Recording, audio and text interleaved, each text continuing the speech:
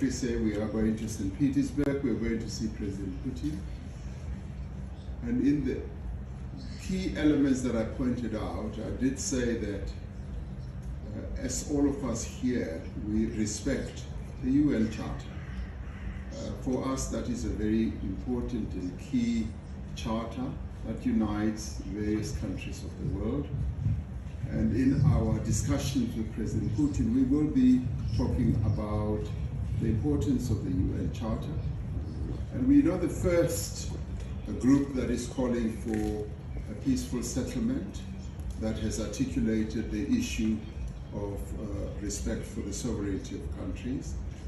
Many others have, and so we are also reiterating what has been said. And another key element that I spoke to was that there should be security for all countries, and indeed for both countries.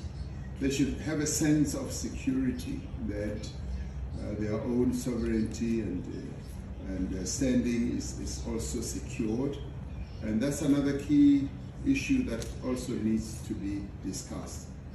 The quest for peace, in our view, is an important one.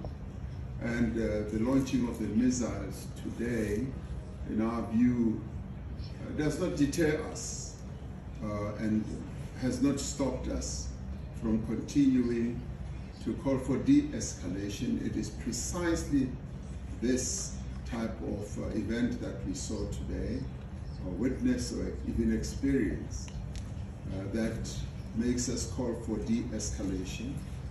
And there are offensives on both sides, and we are saying those must be de-escalated as both countries proceed on the road to peace. And the road to peace is not an easy one. It's often a very difficult one. We also, from our own country, had to traverse that difficult road to peace. And even when the conflict becomes most intense, that is when peace should be made and be found.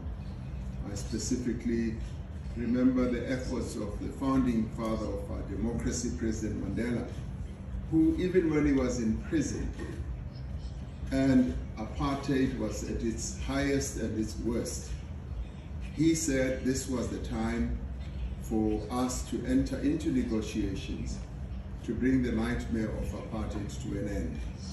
So we do believe that even at this stage, even as there's intensification,